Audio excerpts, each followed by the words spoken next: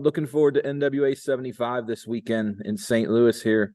Why do you think this will be one of the greatest matches in NWA history?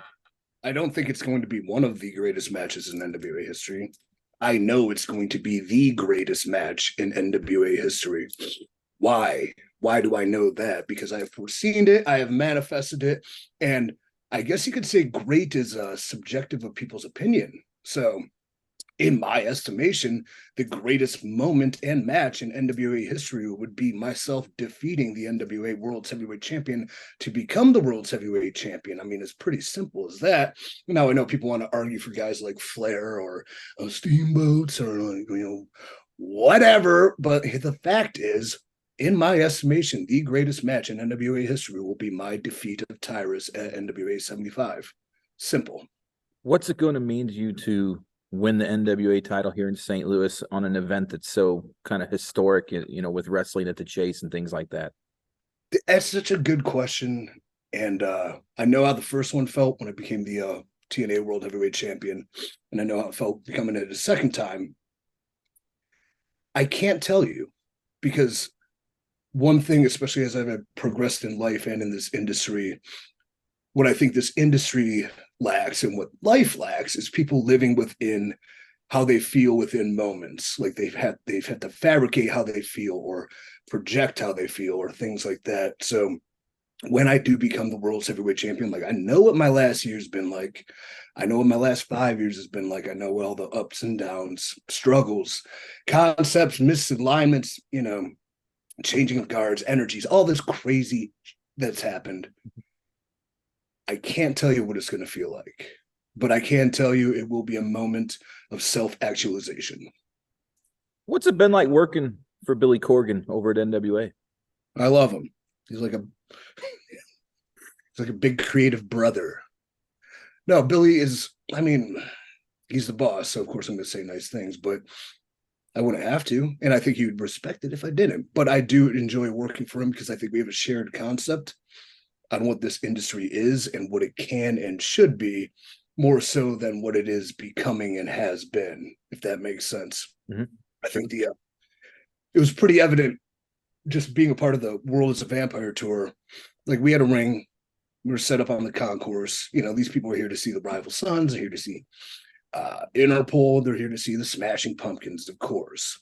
But in between, we had these little segments where we did, wrestling. And each time the crowd grew bigger, each time the crowd grew more into it, each time the crowd felt something, and then that made the talent feel something, where it is that we are neglecting, as Billy would say, 200 million people to appease maybe 2 million.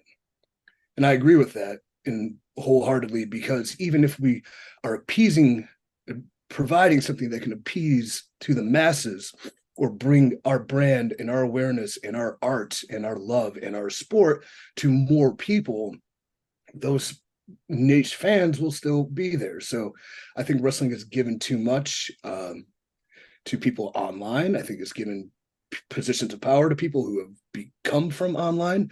They have no credence, they have no vision, they have no business sense, and 99% of them have never even done it. So why are we listening to that when we can try to do something different, bolder, and bigger? I wanted to talk a little bit about your past experience with WWE real quick. Do you think things would be different now if the regime that's in charge now would have been running things back then?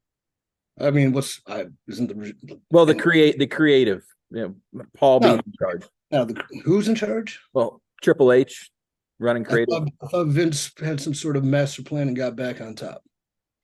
I guess that's probably So the answer is probably, maybe not. Doesn't matter. Okay. Working with like Triple H and NXT, like, I really enjoyed his booking, his philosophies, and his structure and things like that. Where when I got called up to WWE, was obviously the absolute nightmare, hell on earth crap. It sucked. So what's changed? What's different? I don't know. Some things are like really good, and a lot of things are really poorly planned and really bad. So it would probably, would the regime be different? I don't think it would matter on the regime. I think it would matter on me being able to make the most of what was given, and I guess to an extent not politicking, because politicking isn't a bad thing, but placating to somebody to have my back and favor, as opposed to thinking that by being good, strong, talented, articulate, well thought out, and a great model employee gets you somewhere. It doesn't there. It doesn't really anywhere.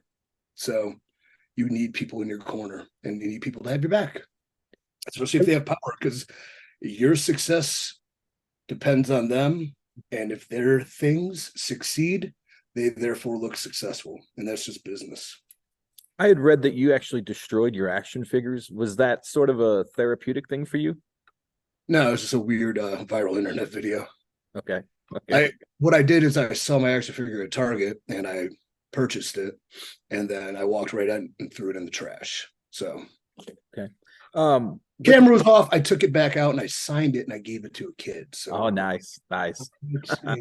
With the control. here's the thing too: don't believe what you read or hear on the internet ever, because it's full of lies, buddy. Okay, everybody just that's what is the biggest problem in this entire world. It's all lies. So yeah, I agree. I agree. With control your own narrative, why do you think it had such a negative stigma from some fans?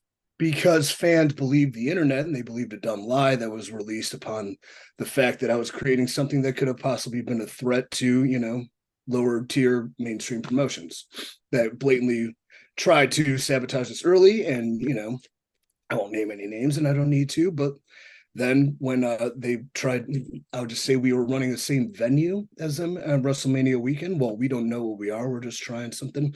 We are of no threat to them. And they tried to get us out of there, complaining to the building. The building's offering us free rental to do it a different day. And I'm like, no, I'm good. Like, we'll pay the money. We're good. And then one day there's a dumb Reddit thread that's saying we're funded by the My Pillow guy, and people actually believe it.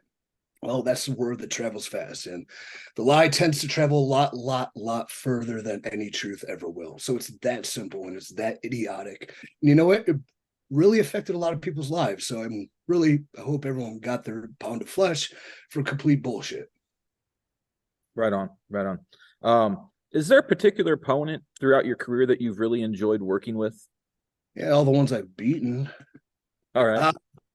No, I mean, like, all right, Kurt Angle was my childhood dream match, and to be able to fulfill that was, hell, I could have been done there and been like, I got that far. That's pretty cool. Rockstar Spud was definitely one of my favorite opponents. Matt Hardy's one of my favorite opponents. I mean, I'm going through the timeline. I mean, besides the names affirmated, what I really like to do, here's one: Cal Hero. Do you know who that is? I do not. No. He's a young kid in OVW. Like, then he helped re-inspire some invigorating passion when I went down to OVW, bringing the fight to me. I mean, I of course beat him soundly, but like I enjoyed, and I know that the future's in good hands if I can manipulate. I mean, help people like him. But no, he's gonna be an awesome talent. And he's gonna be world class. What I really look for in opponents now, I sort of settled into, like, I'm really, really good and a super veteran and destroyer of worlds and all these things, and super tough and stronger and better than everybody anyway. Still, somebody that can utilize the knowledge to go to the next level, that I can help show these little things, these tiny, silly, almost insignificant little things that wind up really meaning everything from good job to a great job to a job that people remember. You've been in industry for a long time now, and when you see younger talent trying to make it, what's some advice that you would offer them about the business? I have a lot, and I'm going to be pretty much offering my whole insight to young wrestlers through an online course here very soon. And also I have the CYN cooperative that is in Cleveland, Ohio. So I'm like, training people, and I'm trying to take on people that have experience. Like, we're going to start with beginners soon, but people with experience, because I get that question a lot. And that's why I had to start. I practically wrote a book that I'm just sitting here, but we're going to get it out there. But I get asked that question a lot. And there's like so many different ways and avenues and things that we could say. But if I had one optimal piece of advice, which I do tell everybody that asks me that question, is that whatever you do, make it authentically you.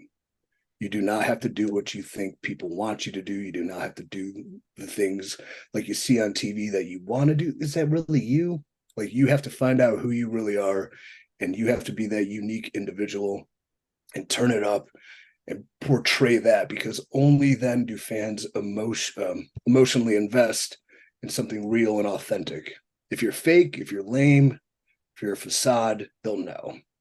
If you're if you're not 6'6", jacked, with these athletic pedigree, that you're not the toughest guy in the business. Okay, you're not, and that's okay.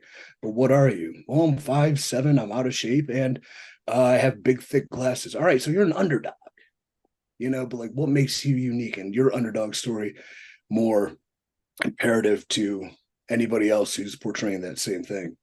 That was the idea of CYN too. It's to tell people's stories, allowing talents platforms to be able to tell their story in their unique individual way. So that's that. Last question for you. How are you going to celebrate winning the title in St. Louis this weekend? I could tell you how I celebrated winning the second. I am not, because then I would probably get arrested. The first one, ironically, the first title, Billy was part of TNA at the time, and the match happened, and I had one of the best moments of my life. Not gonna lie to you, I hugged my fiance. We're not together anymore, but mom, dad, like, real surreal moment, and like a moment of accomplishment. Like, oh my God, like, what to do. And then that night, there's a little after party, and there's some of the office honchos were there, and Billy was like, "Hey, champ, what's up? What song do you want to hear?" He's got his guitar. It's like, Disarm. And then he played this song, and I'm like, standing there holding, I'm like, this is pretty cool. Yeah. So how will I celebrate the third one? Again, that's going to be reminiscent in the moment. I think I'm so wired and dialed in that even after the moment has surpassed, it's going to be what's next and how am I going to hold this? I have a goal to hold it for 333 days, at least. Probably 665, but 333 is a good start. Right. Like, it's going to be next. Plus, I mean, that morning we're heading on a bus. We're going to go to Nashville for television tapings. Am I going to be? I'm not the guy I was who would go out all night and then be the first in the gym and the first at the building. But shit, I'm gonna be in pain, I think. I mean, Tyrus is no slouch. He is a big guy. I'm probably going to have to suffer through an immense amount of hell to come out of this victorious. But the thing is, I'm prepared to. Thank you for your time. And we look forward to seeing you here in St. Louis this weekend on NWA 75. My mom and dad are coming. I'm 2 for 2 when I win world titles when they're in town. So Awesome. Thank you. Looking forward to it. See you at the Arch. All right. Take care, man.